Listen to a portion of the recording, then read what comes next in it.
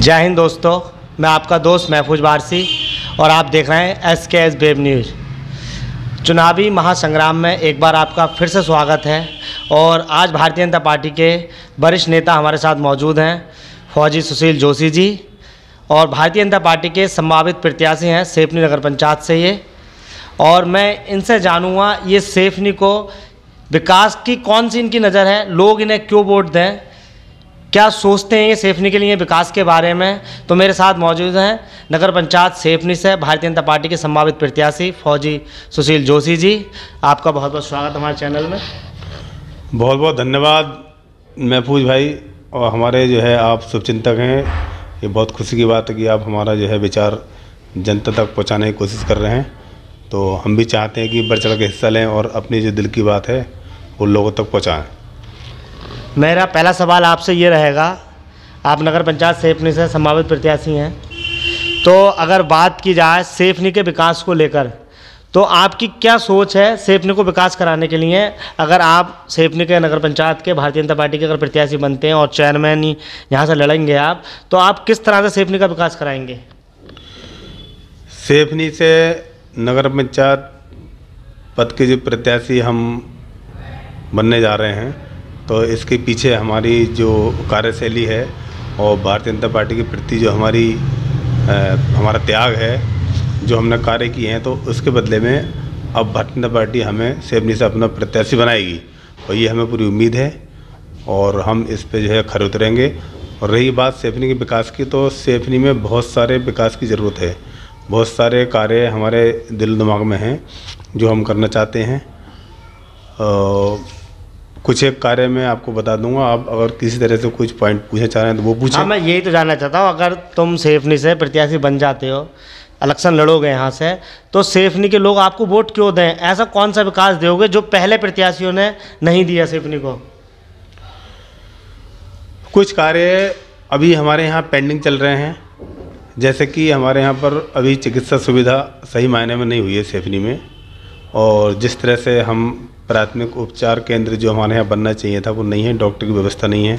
हमारा क्षेत्र बहुत बड़ा है, सेफनी से लगता हुआ क्षेत्र काफ़ी ग्रामीण क्षेत्र है, तो कई तरह के मरीज जो है समय पर चिकित्सा सुविधा नहीं मिल पाती है, तो गंभीर परिस्थितियों का सामना करते हैं वो लोग।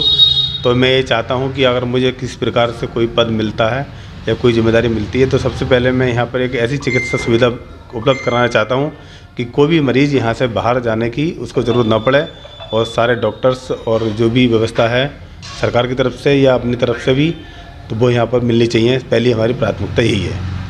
और अगर बात की जाए और विकासों को लेकर, ये तो आपके हॉस्पिटल के लिए आ गया, और बहुत ज़रूरतें हैं सेफनी में, और क्या क्या देंगे आप सेफनी वालों को।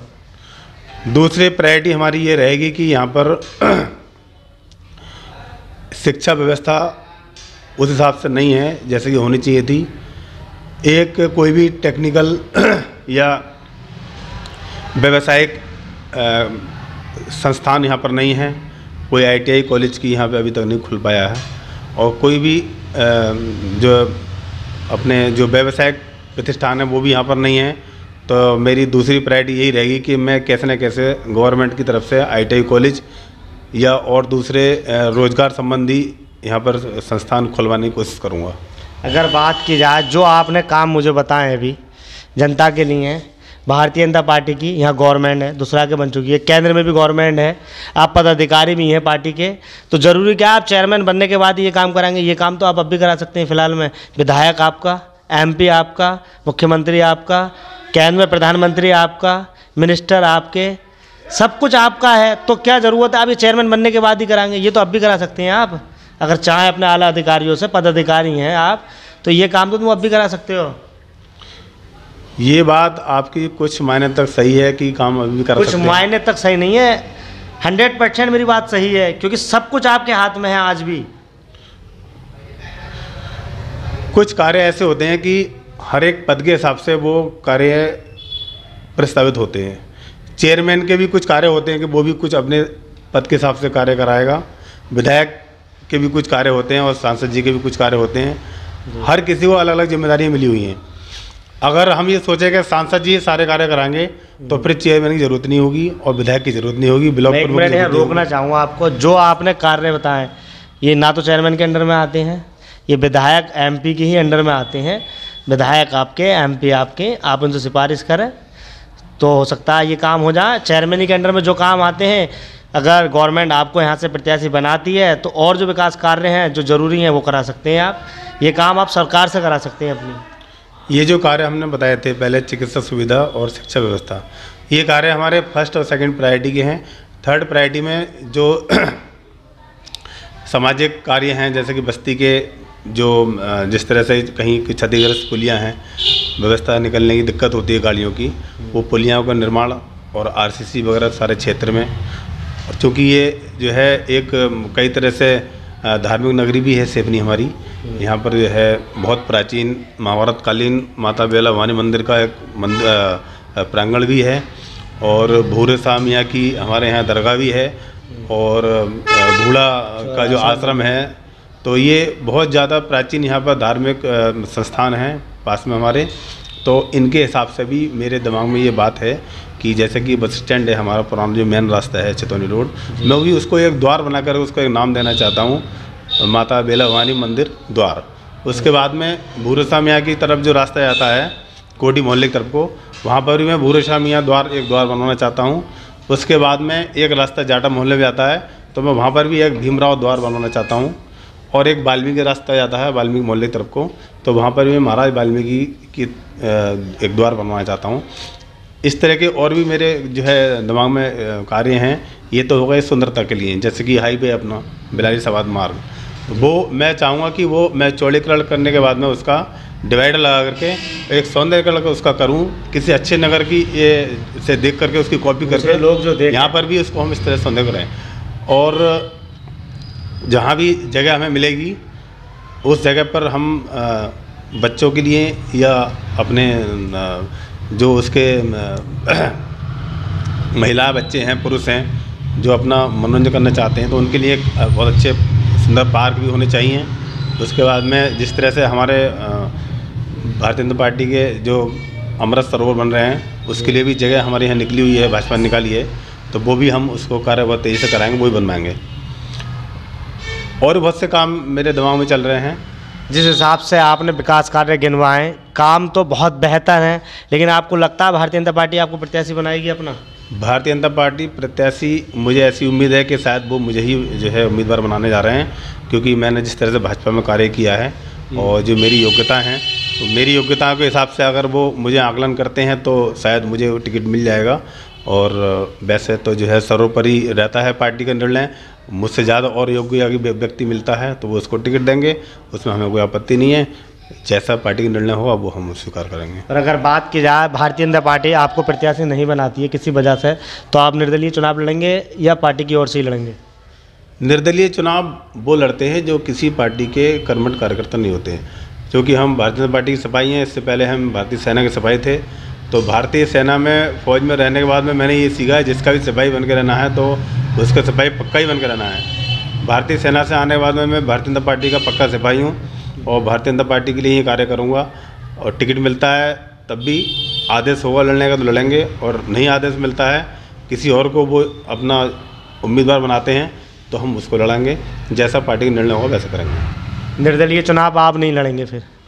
निर्दलीय चुनाव लड़ने की हमारी कोई मंशा नहीं है, क्योंकि हम भाजपा के कार्यकर्ता हैं, तो हम भाजपा के बैनर के नीचे ही चुनाव लड़ेंगे। अगर बात की जाए फिलहाल में अभी जो इलेक्शन हुआ है, उपचुनाव हुआ उत्तर प्रदेश में 3 सीटों पे, गुजरात में हुआ, हिमाचल में हुआ, दिल्ली में एमसीडी में चुनाव हुआ, तो अगर बात की जाए भारतीय जनता पार्टी का लगातार जादू चल रहा था, लेकिन इन रिजल्ट से ऐसा लग रहा है मोदी जी, योगी जी, अमित शाह जी का और जो हमारे राष्ट्रीय अध्यक्ष है पार्टी के, उनका जादू थोड़ा कम हो रहा है। क्योंकि रामपुर तो आपने जीत लिया, लेकिन दूसरी 2 उपचुनाव की सीटें थीं, दोनों आप हार गए। हिमाचल हार गए, दिल्ली एमसीडी लगातार 15 साल से आप वहाँ रह रहे थे, दिल्ली हार गए, केजरीवाल वहाँ से जीत गए। गुजरात एक ऐसी जगह है जो आपने फिर से बचा रखी है, तो आप इस बारे में क्या कहेंगे? जादू कुछ कम हुआ उनका क्या?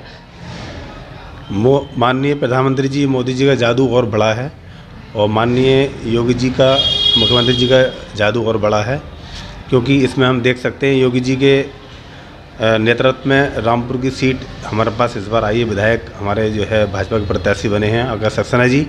इसमें क्रेज बढ़ा है भाजपा का लोगों के प्रति, और लोगों ने भाजपा को वोट देने में बहुत ज़्यादा उत्सुकता दिखाई है।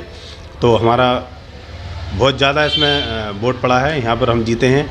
इसके बाद में दिल्ली निगम की बात है तो दिल्ली में हमारी पहले 171 जो 181 हमारे पास चेयरमैन थे वहाँ पर दिल्ली में, और इस बार हमारे 104 चेयरमैन आए हैं। तो इसमें चेयरमैन की कुछ कमी हुई है, और लेकिन फिर भी हम वहाँ से हारे नहीं हैं। और अगली बार फुल अगर बढ़त की बात, बहुमत की बात की जाए, वो केजरीवाल ने हासिल किया है। बढ़त ज़्यादा है, उनकी सीटें ज़्यादा हैं, हमारी सीटें कम हैं, लेकिन हम वहाँ अभी हम जो है हमारी बढ़त और बनेगी। ज़मीनी स्तर पर हमारे कार्य चल रहे हैं। अगली बार जो दिल्ली में विधानसभा के इलेक्शन होंगे तो मुख्यमंत्री भारतीय जनता पार्टी के रहेंगे। नुकसान तो हुआ है ना एमसीडी में आपको? एमसीडी में नुकसान और फायदा ही चलता रहता है, छोटे मोटे इलेक्शन। हिमाचल में आपकी सरकार थी? हिमाचल में की सरकार को छोड़ करके गुजरात की सरकार की तरफ बात करें तो गुजरात में जैसा कि मोदी जी का जादू है, और मोदी जी से लोग इतना प्रेम करते हैं, भाजपा से प्रेम करते हैं, और उसके प्रति कुछ भी करने को तैयार रहते हैं। वोट क्या वो सब कुछ निछावर करने को तैयार है भाजपा के लिए। तो वहाँ हम देख करके ये पता लगा रहे हैं कि किस तरह से भाजपा का क्रेज बढ़ रहा है पूरी दुनिया में। 2 राज्यों में तो 3 राज्यों में इलेक्शन हुआ, तो 2 में तो नुकसान ही हुआ ना। तो इसका मतलब ये भी तो हो सकता है आपको, गुजरात तो ऐसा लगता है मुझे, गुजरात इतनी आसानी से जाने वाला नहीं है आपसे, लेकिन 2 जगह से तो नुकसान हो ही गया आपको। इस हार को कैसे स्वीकार करेंगे आप? कैसे मानते हैं इस हार को अपनी? ये चुनाव है, चुनाव में ऊंच नीच 19-20 थोड़ा चलता रहता है, और इससे कभी ये नहीं सोच लेना चाहिए कि अगर हमारे कुछ वोट कम आए तो हम हार चुके हैं या कुछ हो, ऐसा कुछ नहीं है। अगली बार हम प्रयास करेंगे तो वोट हमारे ज़्यादा हो सकते हैं। तो ये सब चलता रहता है। एक लास्ट और आखिरी सवाल है मेरा, सेफनी की जनता को आप कोई मैसेज देना चाहते हैं इलेक्शन को लेके या किसी और चीज़ को लेके? सेफनी की जनता से मेरा हाथ जोड़कर सभी से निवेदन है कि जिस तरह जनता मुझसे उम्मीद कर रही है कि मैं सेफनी के नगरवासियों की सेवा करूं, तो मैं सेवा करने के लिए तैयार हूं, और मैं करता भी रहता हूं। जो लोग मुझे देखते हैं सोशल मीडिया पे, मैं सेवा करता रहता हूं, और आगे भी ऐसा ही करता रहूँगा। अगर चुनाव लड़ने का मौका नहीं मिला तब भी मैं सेवा करता रहूँगा, और चुनाव लड़ने का मौका मिलता है तो आपके बीच में आकर के चेयरमैन बन करके और ज़्यादा अच्छी सेवा करूँगा। बहुत सारे कार्य मेरे दिमाग में हैं, और चूँकि और लोग भी चुनाव लड़ने की तैयारी कर रहे हैं, तो मैं जो गोपनीय काम मेरे दिमाग में है मैं वो अभी बताना नहीं चाहता क्योंकि हो सकता है कि दूसरे प्रत्याशी मेरी उन चीज़ों को नकल करें। तो मैं ये चाहता नहीं कि वो मेरी नकल करें। अगर मुझे ये मौका मिला, ये पद मिला, तो मैं ये सारे जो मेरे दिमाग में चल रहे हैं कार्य सेफनी के विकास के लिए, मैं सारे उजागर करूँगा, सबको बताऊँगा। लेकिन अभी मैं इसलिए नहीं बताना चाह रहा हूँ कि ये मेरी नकल करेंगे, कॉपी करेंगे तो वही बोलना शुरू कर देंगे जो मैं बोल रहा हूँ। तो आपने देखा, हमारे साथ मौजूद थे भारतीय जनता पार्टी के नगर पंचायत सेफनी संभावित प्रत्याशी फौजी सुशील जोशी जी। मैं आपका दोस्त महफूज वारसी, और आप देख रहे थे SKS वेब न्यूज़।